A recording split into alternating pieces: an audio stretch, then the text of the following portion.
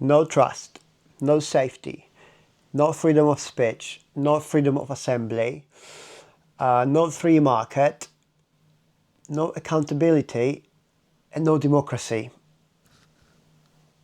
Just to name a few. The reason for me recording this video, there are two reasons I wanted to record this video. One, I wanted to list all the problems I feel we are facing here in the UK. And I feel like these are problems we see all across Europe at the very least. But the reason number two is because I want to give you some hope, because it feels, or it can feel more often nowadays, that there is no hope. We are kind of done. There is nowhere else to go. And the UK is pretty much done. And I don't think so. I don't agree with that. There is a sentiment, we can feel it, but I don't think we're not done yet. And this is one of the reasons I have the channel up and running. I want to talk about the problems we are facing here in the UK as an immigrant. And I understand immigration is a big part of it. But it's not the biggest part, I suppose. It's not the biggest problem as some want us to believe. But I'm going to talk about this because immigration is one of the challenges right now. And of course, I am biased about this, but I'm going to leave it for later. I would want to start with the problem number one, the most important thing affecting every single one of us, no matter where you're from, what you look like. And it's a crime. The UK is absolutely lawless right now. And I think the only person claiming it's all great is the mayor of London, who is responsible for destroying one of the best cities in the world. Not him personally, but it was on his watch. He's the boss of London, right? So that's where the blame should be. But we'll talk about this in a second point, where it goes to no accountability. But the crime is number one reason for why nothing will ever work in the country, right? No matter if there's a crime, and we can look into numbers, who commits most crime and when. The crime should be just punished, no matter who's perpetrator, right? Who's doing the crime. And we now got to the point where you, as a person living in the UK, you have to think twice about where you're going, what you're going to wear, what you're going to put on. Even if you're not an extremely wealthy person, you will still be worried that you might actually become a victim of a robbery, or you just get mugged on the street, right? Not to mention about the crime where people are breaking into houses, stealing people's cars. It's just complete lawlessness. And then if you call the police, most of them are just, amazing people trying to help, but they're probably not enough. Or I would imagine, I feel like they have one of their hands tied behind their back, and therefore they're prevented from actually helping, right? And what is also very frustrating for me living in the UK when it comes to crime, we are not allowed to legally defend ourselves, which is, for all of you watching it from outside the UK, it's probably grabbing your head. How is that even possible? It's basically everybody trying to defend themselves here in the UK. It always has this at the back of their mind, or the back of their heads, that if you defend yourself too much, which is completely ridiculous. How can you defend yourself too much, right? Why was anybody attacking me in the first place, or my family? But if you do something too much, you might actually face consequences. And we've seen it over and over. And we also have seen, violent criminals being released from prison. So it's just like, what? Like, I think last year, I think there was both governments guilty of that, Conservatives and the Labour. They've been releasing prisoners because there's not enough prisons built. It's like, it's a complete upside down system where being a criminal, committing a crime, basically pays off, right? And we always been taught since kids that this is not pay, that it shouldn't pay off, that you should be penalized. It should be, you should be punished. And as I recorded one of my previous videos, if we could actually face that problem and solve it, and it's not that difficult to just bring punishment for everyone. I don't care where you're from. You commit a crime, you're guilty. Make it like public. Just, I don't care where you're from. Nobody cares. That's the whole country. That's where we are right now as a country. It's nothing against you personal. It's like you're criminal. That's it. As if you're gonna face, your punishment.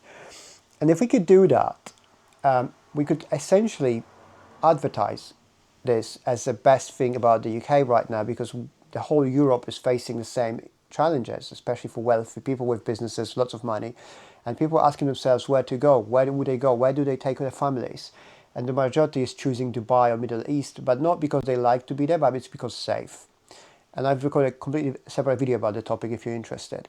But if we can do it, if we can become Dubai of Europe, we can essentially bring all that top talent, top money, top investments to the UK, right? They would pay top money, they would pay premium, they would pay taxes, whatever we want these people make to stay here in order, in return to have safe environment for their families and their lives and their businesses. People would do it. Most of the people do it. It would be an amazing deal. People would just become such a great country so fast.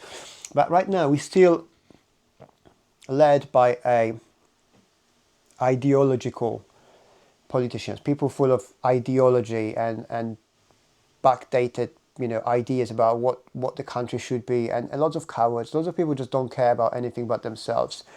And from both governments, the current one, the Labour one, and the previous ones. And you can see from, when the crime went up, people with lots of money, they basically left. They left either towns and the cities or left the country.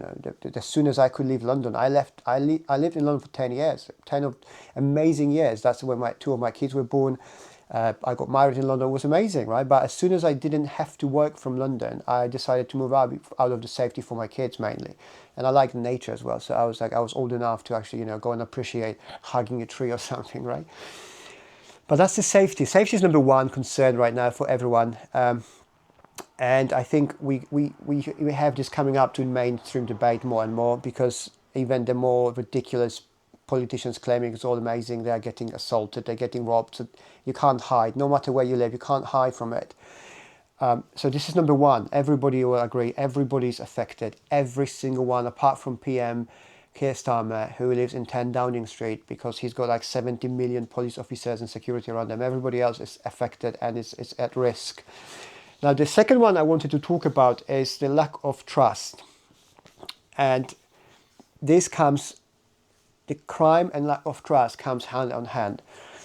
When you go to like pub or you go out to somewhere and you got people whispering things about the state of the country, and they don't want to talk aloud because they're afraid somebody next table can just be having different point of view. But the thing is, the people whispering is all of us. Okay, I see it all the time. I live in the countryside where I go to my local pub, we have people coming from different places visiting and staying overnight, and I see or I hear people, they feel the kind of bit more freedom because they're on the countryside, which is more, I would say, safe or conservative, more open to have this kind of opinions. They are more like, whispering so I can hear them, right, without even actually trying to listen. But I can see these people just keeping an eye around them in case there's some HR manager or somebody who's going to snitch on them, because they have an opinion that the country is shit right now. And this is how everyone feels. You see, from safety to lack of trust is a very short path, because especially nowadays, I see more and more really shocking articles and facts coming out about people who are meant to protect us, people who not only we pay for them because we pay the salaries, but we put all their trust in them. So when you are told not to protect yourself too much because you might face consequences, we were promised these people on the other end, we're going to come on the other side, we're going to come and protect us, whatever it takes.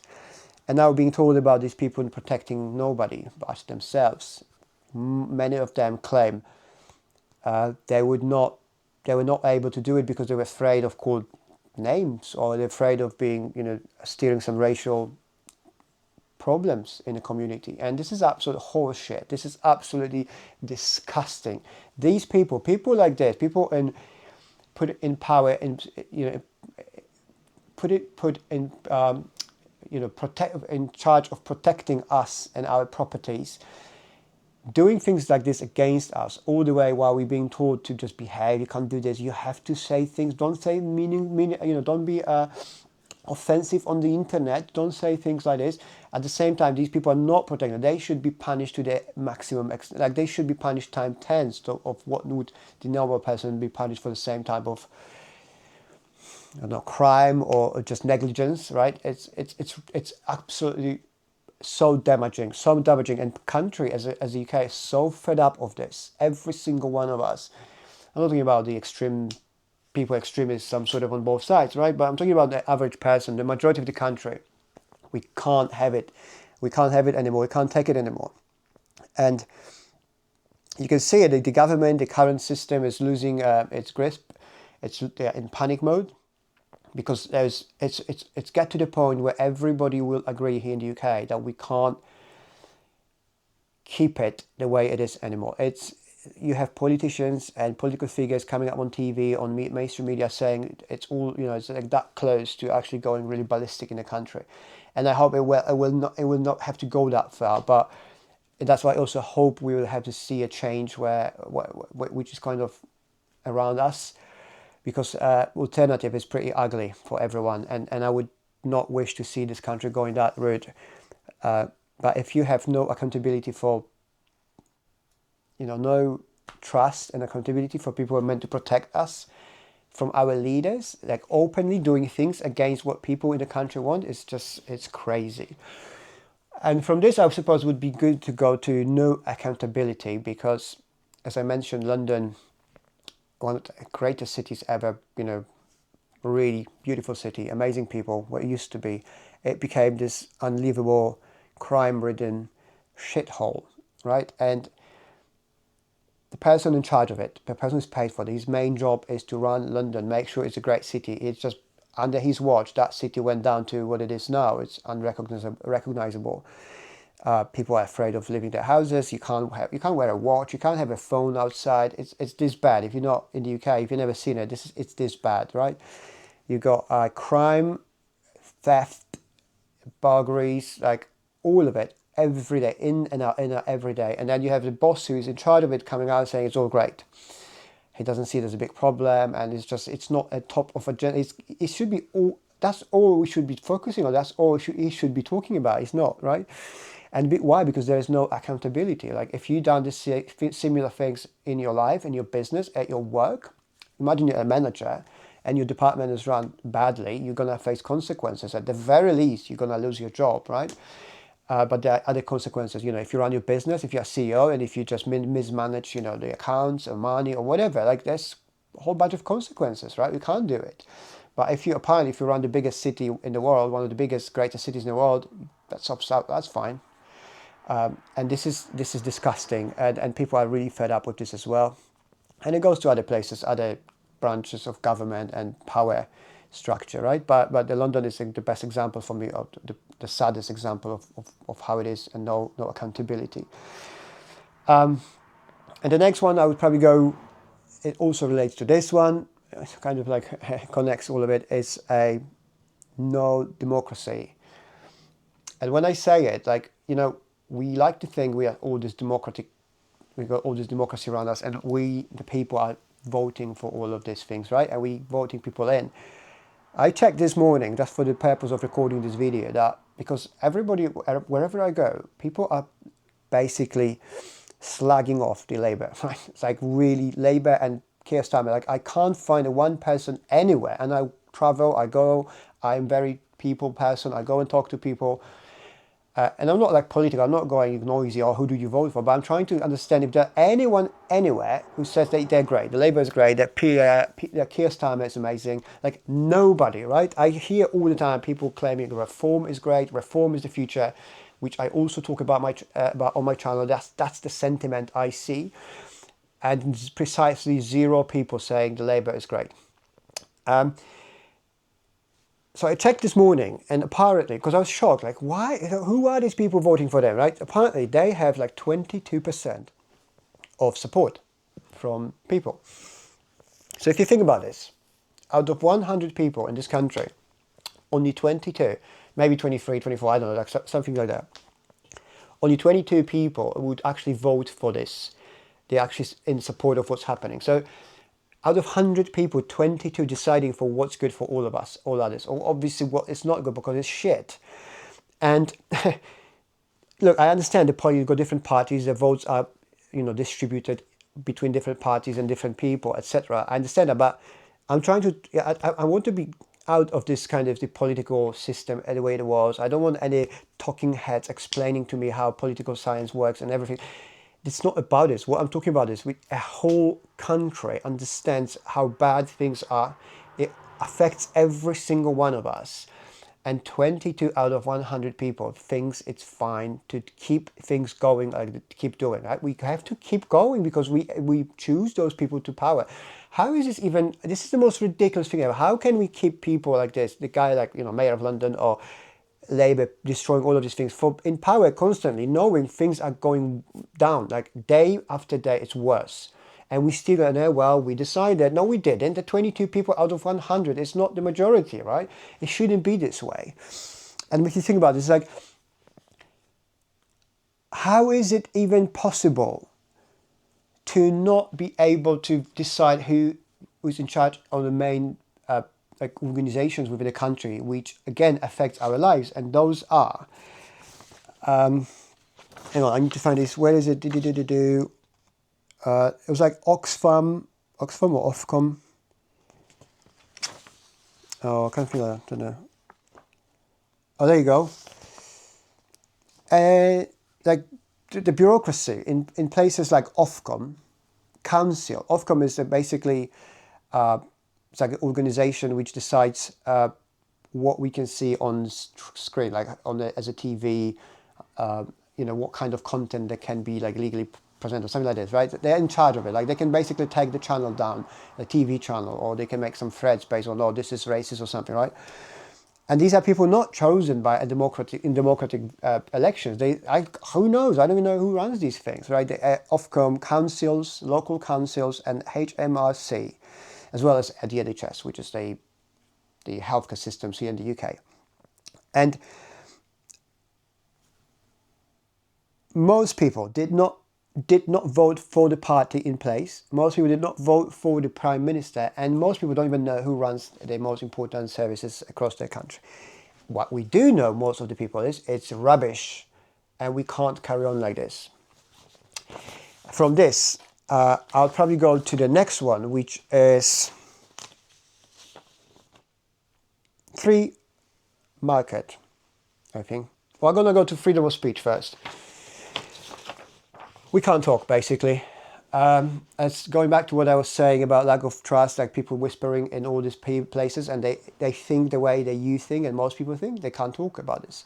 We have the disastrous Online Safety Act, which is pretending to be, for kids, which is not. It's basically trying people to silence people. It's going after every single one but kids.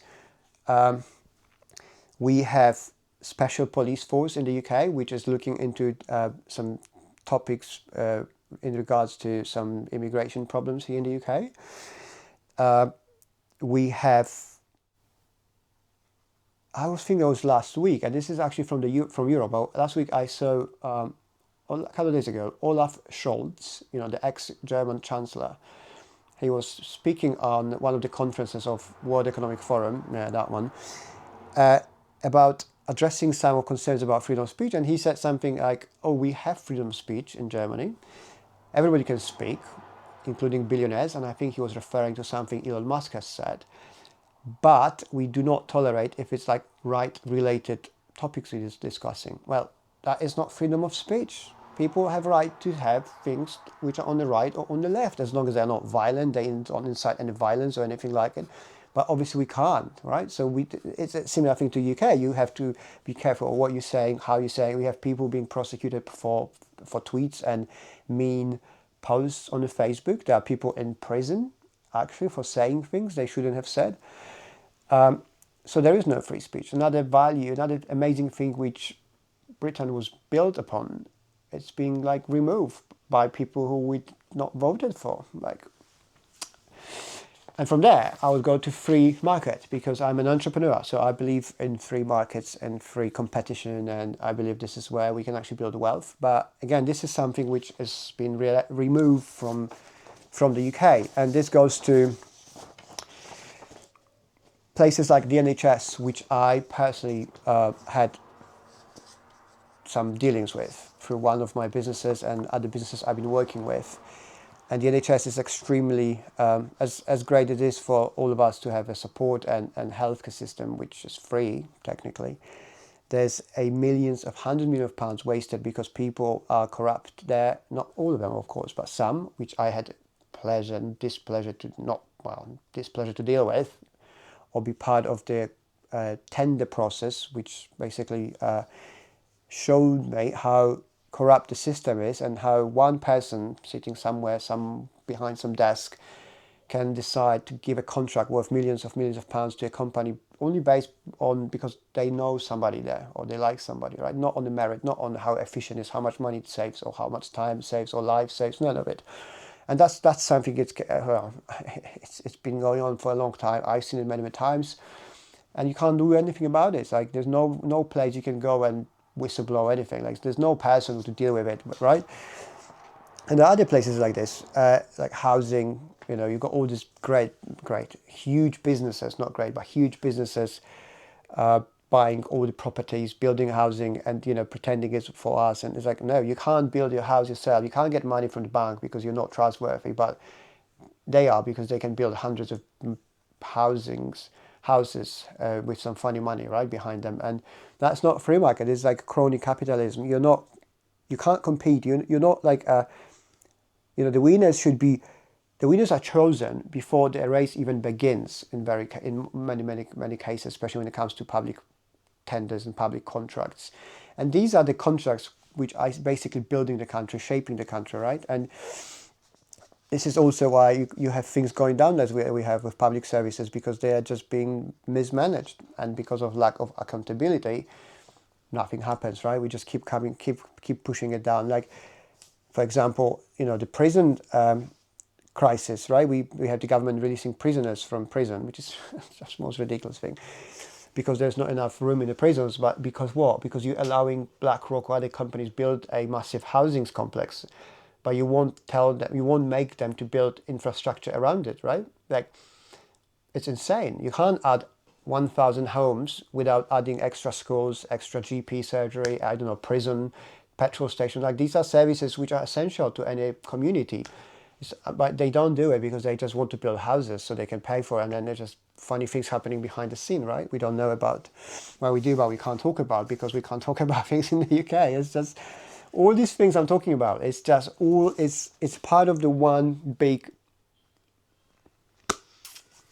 I don't want to swear, a problem or a big blob of things which makes this country the way it is, unbearable right now, right? All the great things the UK, the Great Britain was known for, are now being removed by incompetent or crooked or evil or just lazy people in power over the years. I'm not talking about just now, I'm talking about the last 10 years at least. And we now have to face the consequences, which we are. But now the good thing is, I think there's this sentiment which we see, but there's also a change in the air, which most of us can feel. And we've been so fed up with all these things I was just talking about, that we will not let it happen anymore, not much longer. And this is one of the reasons why we see politicians like Nigel Farage and his Reform UK coming up and gaining so much momentum. Because they started talking about what is really important for people. What I was just saying to you, they just started talking about it openly as a people with the power, right? Not just a YouTuber, Polish immigrant on the YouTube, but because there's so much pressure from everyone not being able to carry on anymore. One, politicians need to do something in order for them to stay in power. But two, whoever actually addressed, I would say, the 6 or 7 problems I've mentioned here, whoever addresses them first, it just gains unlimited control of the country. And this, for many politicians, is a very, very promising reward, in order for them to go up in the media and speak up about problems nobody else wanted to talk before. And they will also have the enormous backing from the public, right? Most of us. And again, this is not about immigrants or non-immigrants. It's about everybody living in this country, giving their best, assimilating, integrating, becoming a part of it, feeling the same about the country where we are right now. And I think the last problem I didn't mention, right? Okay, yeah, I should do is immigration, right? Which is, again, I'm biased because I'm an immigrant, but I've integrated as much as I could. I still do. It's like never-ending job. But the current system is absolutely ridiculous. We have people coming here illegally for no particular reason. We can't just the system is paying for this. Anybody claiming this is wrong, it can be prosecuted. Really, I mean, people are protesting in thousands, but the system is in panic mode, is trying to stop this movement, and I don't think it can. It went too far. And again, the Reform UK is a clear example of how they ride that wave, and they will keep riding it. And sooner or later, is it 1 month, 1 year, or 2 years, that change will happen because of it. And you can also see the immigration issue, how much pressure put on the government actually makes sense, because even the Labour, the core policies around immigration change. They've changed this, right? So it all works well. This is the message I want to send. Is like there is a hope, lots of hope. I think we went through the hardest part. We are right now not far from a little sun, maybe somewhere, maybe a little light at the end of the tunnel. We might still go through some hardship, maybe 1, 2, maybe 3 years, but I don't think any longer than that. And because it got so close to this, when the straw which broke camel's back, we are basically here. So this can happen very, very, pretty much any moment. And we should stay positive about this and just do our best. Keep putting pressure on politicians and the parties, and talking about what we really care about. It's not about things they think we care. These are the things I mentioned here in this video. It's not it's not rocket science. It's exactly what's putting this country apart. And all of this, every single one of those problems can be dealt with if there is a will and competent people in power, in charge, willing to do it. Let me know what you think. If you live in the UK, do you think this is it? And do you still have some hopes? Because I feel like lots of people losing hope, and I hope lots of people can gain that hope back as we move now forward. Because I hope we're going to see some changes. We see some changes, right? Even in London last week, we saw some police checking status of some delivery drivers and stuff, if they're illegal or not. This would never happen. I would never have thought about this last year, right? But it's happening because of the pressure, social pressure, public. Let me know what you think. And if you're not in the UK, especially, I'm really interested about hearing about Europe, because I feel like Europe is worse than that, especially Germany. I don't know. I feel like, especially after this chilling comments from your ex-German chancellor, sorry. What is it like in Europe? Because that's what it is in the UK, mate. Keep calm and carry on, right? We do that, but we're not that calm anymore. We're absolutely pissed off, everyone. That's it. If you like this video, please leave me a like. Consider subscribing to my channel if you're not subscribing yet. Thank you for all of you who subscribed and supporting my channel. All the likes, all the comments. I read all the comments. I am trying to answer most of them. Just be respectful if you want to talk to me. If you have anything to say, leave a comment, be respectful. And that's it. I hope you liked it. I'm looking forward to hear from you. And I'll see you soon. Have a great day. Cheers.